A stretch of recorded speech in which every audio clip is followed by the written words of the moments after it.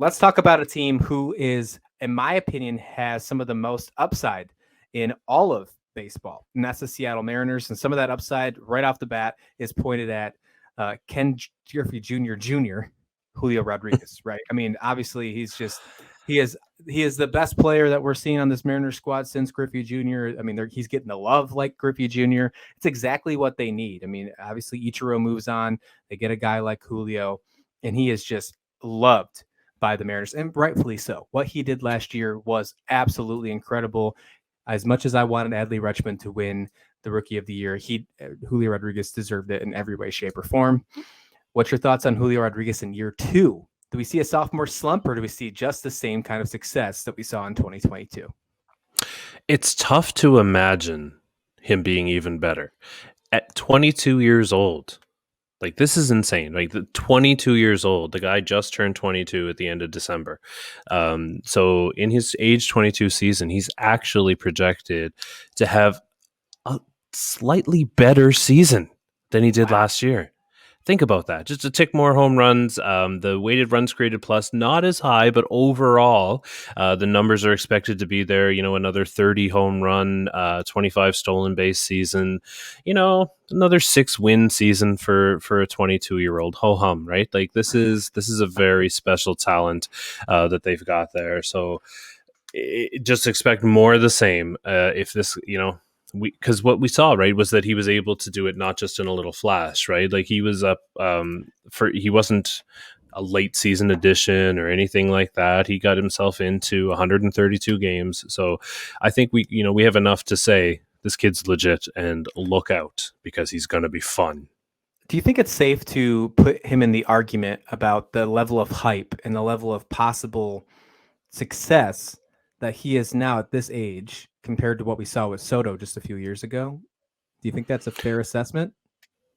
If anybody is that close, it's this guy. I don't know that I would necessarily suggest that they're kind of apples to apples, but they're very, very close. Like, this is a guy who has a chance to be a perennial MVP. So I don't hate the comparison. I'm just not convinced that it's exactly one for one. Right. Yeah. Agree. Absolutely agree. There's also some movements for the Mariners this year. Last year, they ended the playoff drought, one of the biggest playoff droughts in all of professional sports. But they ended the drought. Finally, ended last season. Teoscar Hernandez gets traded over from the Toronto Blue Jays over to the Seattle Mariners. Colton Wong also gets traded over, and they sign AJ Pollock, which is a pretty interesting signing as well. They did need an extra bat in there. Adding those three guys into the lineup now. And it seems like all three of those will be, for the majority of it, maybe Pollock a little less, but the majority, all these players will be everyday players. What's your thoughts on this lineup now compared to what we saw last year with a team like with Mitch Haniger and et cetera?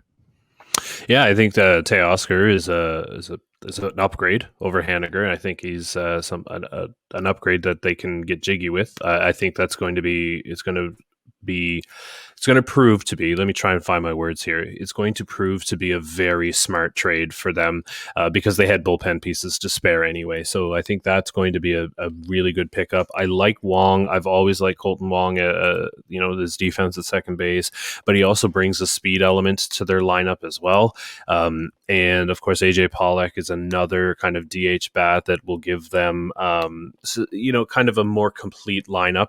Not necessarily, he's not going to like challenge for a batting title or anything like that, but he's just going to kind of help kind of lengthen that lineup, which is, I think, only going to serve them well as they're trying to build on that success that they had last year. Yeah, they had some great success last year. We saw them with 90 wins in the division. I'll get your over-under in just a second. But first, I want to talk about this rotation. At the trade deadline last year, they went and got Luis Castillo from the Cincinnati Reds. Now we're going to see him with his full first season with the Mariners as potentially, and I think that there's no doubt about it, I think you can call him the Mariners ace. What do you think about this rotation? I think there's a lot of upside with it, if you will, especially with him leading the charge. But what do you think about this? And let me go back to a question I asked earlier about a different team. Can this rotation run with the best in the AL West? This rotation actually can.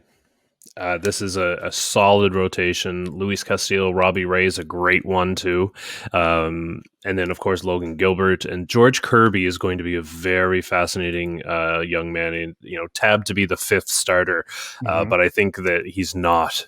He doesn't look to be a fifth starter. He's going to be one to keep your eye on, and I think he'll be the difference maker when you look at the rotation overall, because I think you know what you're going to get. Marco Gonzalez is about as consistent year to year as you know what you're going to get out of him. So I think George Kirby will be the one that'll put this rotation over the top. The rest are solid to dependable, but George Kirby's going to be the difference maker. Yeah, I think. really like George Kirby as well. I'm excited to see him play. I mean, you took a couple of my notes for me about George Kirby, but that's okay. We've been firing the same cylinder. I mean, we're on the 8th episode. We're doing good. We're already finishing each other's sandwiches, so we're fantastic on that one. All right, the playoff drought ended last season for the Mariners, as I mentioned before. Are they ready for the next step? Now that the drought is over, we don't have to think about just making the playoffs. Now they can think about making that next step moving forward. This is a tough division still. We obviously know that the Houston Astros are still the team to beat. They won the World Series last year. We're going to get the Astros in just a second. But can the Mariners make the playoffs again? And if so, do you see them being able to make a run? Is this team good enough as they sit right now? I do, actually. They were a wild card team last year, and I think they're destined for the same fate, but they're a much better wild card team than they were last year, if that makes any sense. I think that they're well equipped to, first of all, run the marathon that is the full season, but then they're also set up very well with Castillo and Ray as their 1-2, and then you've got Gilbert and Kirby that you can throw in there as your third starter in a playoff series, right? So I think they're in great shape. It's just that there are so many good teams in the American League that they're going to end up to be a wild card team, and it may not necessarily even be it may be the kind of last wild card spot that they're able to grab, but they're better than that. Yeah, I'm with you. Our buddy over at Slash Sports and Jason McCouch from you, Mr. Steve Feck, says a message says, has the Mariners passed the Blue Jays, Guardians, and Rays on the contender timeline? I got a good answer for that, but I'm going to let you go first. What's your thoughts? Where do you put the Mariners in with these other three teams on who is a quote-unquote contender, Sean? Oh man, who's a contender? I'll put them in order. I actually think the Mariners are a better contender than the Guardians are. I think they're a better team. Actually, I think the Rays are on their way down, and I don't know that a lot of people would agree with me there, but I really have this feeling that they're kind of fizzling. They need a retool, if you will. So I would suggest that if I had to put them in a kind of playoff order, I'd put them in Blue Jays, Mariners, Guardians, and Rays. Man, exactly agree. Completely agree. And I'm right with you at the Rays. I think they're on a downward trend. I like the Guardians, but I think the Mariners are just slightly a little bit better. And then even though I'm not playing bias here, even though I know that you run your Blue Jays quite well over there, but I think the Blue Jays are on to something. So thank you for that comment, Steve. Really appreciate that.